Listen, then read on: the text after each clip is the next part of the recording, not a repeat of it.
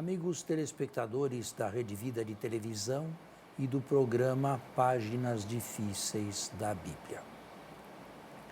Quero alertar os telespectadores a respeito do que de vez em quando, raramente acontece, que este programa ou não vai ao ar no horário, vai ao ar em outro horário, ou então simplesmente ele fica para o sábado seguinte.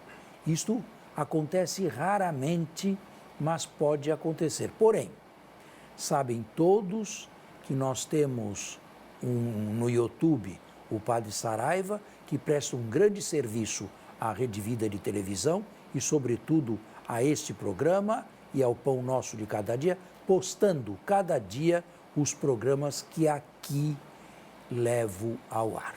E mais uma vez também ao Padre Saraiva, os nossos agradecimentos e as nossas orações.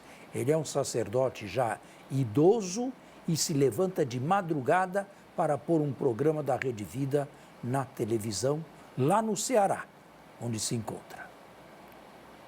Bem, na semana passada, eu encerrei os capítulos 8 e 9, rapidamente, e iniciei o capítulo 11º, 8, 9 e 10. E o 11º foi anunciado. Claro que o autor aqui dá diversos exemplos, só que, não se esqueçam, nós estamos no início da era cristã. E esta carta aqui é do final do século I. Portanto, ele não podia dar grandes exemplos de fé em Cristo, fé já no Novo Testamento. Paulo já tinha morrido, a meu ver, quando esta carta aqui foi escrita. E muitos disseram ter sido ele o seu escritor, mas não o foi. De qualquer modo, os exemplos dados de fé são tirados do Antigo Testamento, todos eles sem exceção. Algumas vezes, o autor faz um raciocínio rabínico, que não cabe bem na nossa lógica. Outras vezes, ele simplesmente alude, sem fazer nenhum comentário, mas certamente ele tinha diante dos olhos todas as grandes figuras do Antigo Testamento, do início até a era intertestamentária, ou então, melhor ainda, até o final do judaísmo do Segundo Templo. Bem, acredito que eu falei tudo a respeito da fé, a menos que o padre queira dar alguma intervenção. Olhando o capítulo 11º e olhando esta gamada de homens que nos é apresentado, a mim restou, comparando com situações do mundo atual, uma pequena dúvida. Estes homens, Abraão, Abel, Enoque e assim sucessivamente, na história da salvação, eles se colocaram em baixa, porque o próprio capítulo nos afirma que a conclusão, a coroa da fé, não nos é dado aqui. A pergunta que eu quereria fazer ao senhor é, mesmo assim, tendo a fé dentro desta estrutura, ainda é possível ter um diálogo com o mundo racional, moderno, às vezes ateu, apresentando a fé neste esquema? Uma situação cuja sua coroa, o coroamento não se dar aqui, haja visto que vivemos numa sociedade tão empírica, sensível, palpável. Como fazer, padre? Em primeiro lugar, esta sociedade tem respostas melhores? Não, não tem. Porque o que oferece é seletivo, não é para todos indistintamente e por tempo determinado. Depois que você passa dos 90 anos, esta sociedade, por melhor que seja, não te pode mais apresentar nada, absolutamente nada. E com todo o seu dinheiro, você vai para o caminho de todos os seres humanos. Por outro lado, a fé, se não é racionalista, também não é antirracional. Digamos que ela seja suprarracional.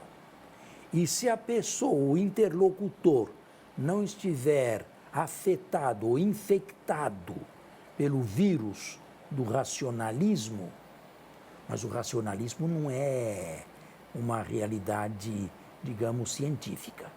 Não é científica porque não tem prova. Não tem prova nenhuma. Assim como eu não tenho, ele também não tem esta prova que ele quer. Portanto, não é uma base científica o racionalismo. O deixar de lado, assim, de roldão, tudo o que não se explica. Se ele for uma pessoa aberta, não à fé diretamente, mas ao diálogo, ele pode manter um diálogo frutuoso, frutífero conosco. Por que não? Pode. Desde que se respeitem. Ou melhor, desde que nos respeitemos. Ele no seu agnosticismo ou ateísmo e eu na minha fé. Mas, da mesma maneira como eu não tenho como incutir-lhe a fé, ele também não tem nenhuma prova absoluta capaz de derrubar a minha inteligência e dizer a fé não existe ou foi inventada. Certo? Sim, sim. Não sei se respondi bem e completamente. Bem, muito bem. Enfim, é esta a resposta que normalmente se costuma dar. Se supõe, num diálogo, paridade de cultura. Se supõe num diálogo que não haja de nenhum dos dois lados fundamentalismo. Porque se houver fundamentalismo do lado de cá ou do lado de lá, é melhor não começar o diálogo. Sim, sim. Esse diálogo não leva a nada. Não significa que o diálogo tenha como finalidade levar-me ou levar a oposição a aceitar o que eu quero, mas pelo menos a se conhecer. Por que é importante, por exemplo, um programa deste aqui na Rede Vida de televisão, a fundo na Sagrada Escritura? Por que ele é importante? Porque a muitos pode parecer que a Bíblia é algo reservado às salas de catequese e aos púlpitos das paróquias.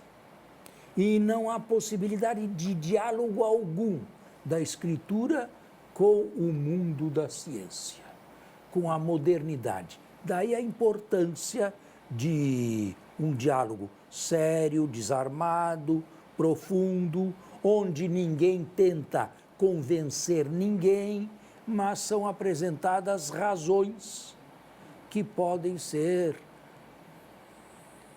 levadas em consideração e podem eventualmente modificar os preconceitos de alguém. Porque a pior coisa é viver de preconceitos. Isto é, eu não vivo de mim, mas eu vivo de coisas que vi e aceitei de outros. Eu não sou dono de mim mesmo. Bem, no capítulo, tem mais alguma coisa sobre a fé?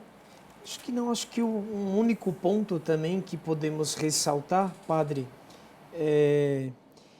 geralmente na teologia e também na vida pastoral do povo de Deus, a gente vê os modos de crer. Eu acho que daí pode se retirar algumas lições de fé.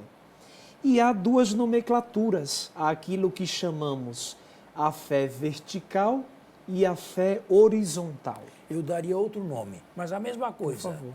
A fé oficial e a fé doméstica. Que bom. Como relacioná-las, né? Como vivê-la? O ideal seria que houvesse sim essa distinção, mas não um confronto de duas fés. Uma fé oficial, ensinada pela igreja, pelo magistério, pelos documentos, e outra fé vivida em casa. Com outras palavras, um sorrateiro, digamos, sincretismo. Exemplo clássico, ir à missa ao domingo e ir ao terreiro também.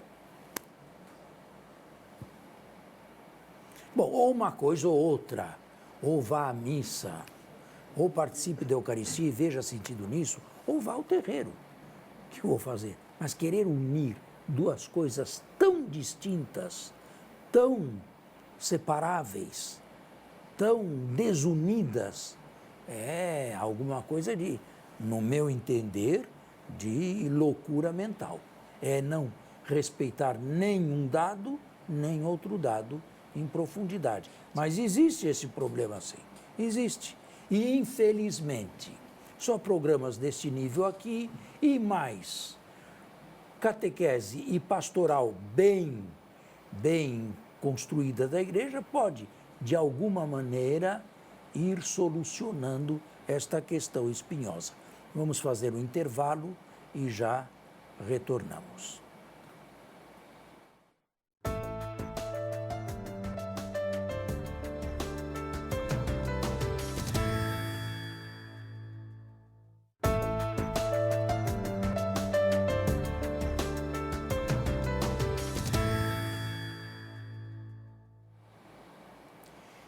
De volta ao nosso segundo bloco. Você tinha feito alguma pergunta ou... Não. A pergunta que eu fizera, o senhor já respondeu. Já respondi? Respondi bem? Sim, muito bem. Bem, estamos no finalzinho. O capítulo 12º. Mas eu quero lembrar os telespectadores de uma coisa. Nós estamos praticamente, neste sábado, entrando na Semana Santa. Amanhã é domingo de Ramos. E eu espero que o telespectador, que é também cristão, católico, praticante, não deixe esta semana maior para brincadeiras, ou férias, ou simplesmente repouso e descanso. Para isso nós temos nossas férias, nós temos nossos feriados, nós temos nossos domingos. Agora é uma semana, uma por ano, em que nós nos detemos na paixão do Filho de Deus, naquilo que fez e sofreu para que pudéssemos ter a vida e a intimidade de Deus. Bem, eu não vou falar sobre a Semana Santa agora, vou encerrar, ou vou entrar para o encerramento da carta aos Hebreus. O capítulo 12 tem alguma coisa importante. A educação paterna de Deus, ou, com outras palavras, os castigos de Deus. E surge logo a questão: Deus castiga ou Deus não castiga? E vem logo as respostas, de um lado e de outro. Deus castiga sim, ou Deus não castiga jamais. E agora, aonde ficamos? Vamos distinguir dois tipos de castigos. Primeiro, os castigos extrínsecos. Eu explico já. Um assassino comete um homicídio. Não só culposo, mas doloso. É preso e agora é sentenciado a 25 anos de prisão. Que relação existe entre 25 anos de prisão e o assassinato que ele perpetrou? Nenhum.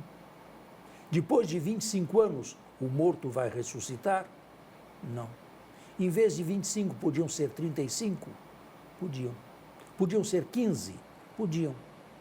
Aqui nós temos um exemplo de um castigo extrínseco que a sociedade, que os estados modernos aplicam àqueles que estão fora da lei. Este tipo de castigo, Deus não aplica em ninguém. Depois disto, vai ser castigado com aquilo. Não. O próprio mal, e aqui vem os castigos intrínsecos, o próprio mal cometido se volta contra aquele que o perpetrou. Dou um exemplo. O que acontece com uma pessoa que se põe a beber? De início, nada. Na primeira garrafa, nada. Nem na segunda, nem na terceira. Mas continue, vá adiante. O que acontece? Ele fica totalmente dependente da bebida. E aí? E se isso lhe fizer mal à saúde? E se isto não for um bem num determinado momento? Deus não tira esta inclinação miraculosamente. Ele vai ter que procurar psicólogos, ele vai ter que procurar ajuda com outros, ele vai ter que encetar ou realizar um caminho muito difícil e doloroso e de êxito não totalmente previsível, se ele quiser sair deste estado. Miraculosamente ele não vai sair. Pode rezar, Deus ajuda, mas não vai fazer nenhum milagre. Vai sair dolorosamente, se é que vai sair. Porque muitas pessoas, sabemos todos, não saem deste estado. Dou um outro exemplo, mas praticamente igual. Quem se mete no mundo da droga, que fim tem? Que fim tem esta pessoa? Esta pessoa tem dois fins: ou a cadeia, ou a morte, o cemitério. Vivinho de lá, recuperado de lá, ele não sai nunca mais. Teria sido melhor para ele não ter começado. E daí se pode dizer: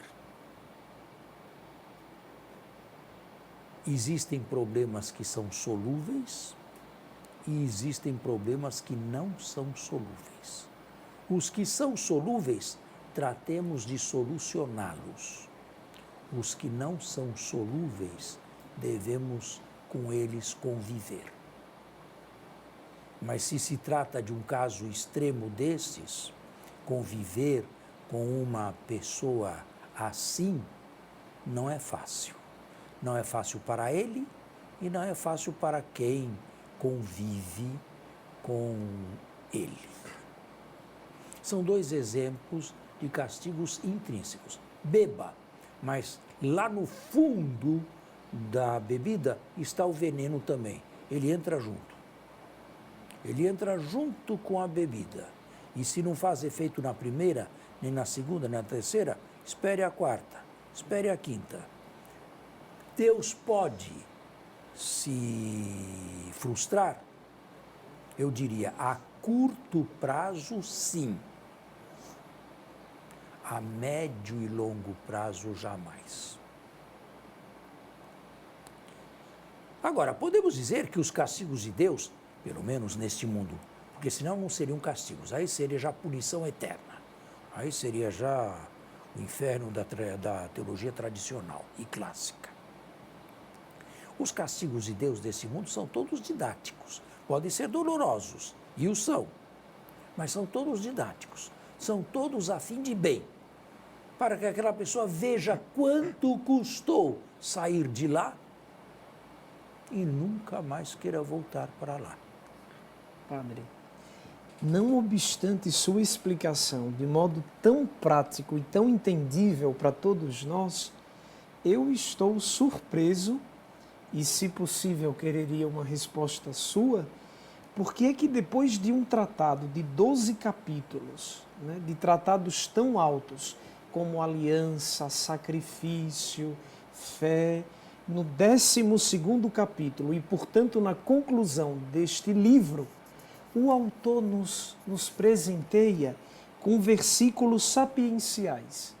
Meu filho, não desprezes a correção do Senhor. Por que será que o autor teve essa necessidade? Porque o autor aqui é diferente de João. João tem uma concepção liberal do perdão. Ele fala na primeira epístola que se pecarmos, temos um advogado em nosso favor que intercede por nós diante de Deus. O autor da carta aos Hebreus aqui toma um viés diferente. Se depois de termos sido iluminados, recairmos novamente, não nos resta outra coisa senão o castigo definitivo de Deus. É o famoso pecado que não tem perdão e que existe em alguns textos do Novo Testamento. O pecado famoso contra o Espírito Santo. Sim, sim. Muito bem, padre. Tá certo? Sim. Bom, nós chegamos ao apêndice, capítulo 3º. Terceiro não, 13º. São exortações finais. São exortações antes da despedida final. A época em que esta carta ou esta homilia foi escrita, não existiam ainda sacerdotes do Novo Testamento. E por quê? Porque sacerdote e sacrifício são dois nomes correlatos. Onde houver um, haverá outro também. Onde não há um, não há outro. Antes que a Eucaristia fosse considerada como um verdadeiro sacrifício, em união com o Calvário, não se sabia bem se nós tínhamos ou não um sacerdócio ou sacerdote. Só depois a terminologia sacerdotal não entra. No seu lugar entram os dirigentes das comunidades. Rezai pelos vossos dirigentes. Nós devemos encerrar o programa, ele está no fim, voltaremos sábado que vem, que é Vigília Pascal, Sábado Santo. Até lá e boa Semana Santa a todos.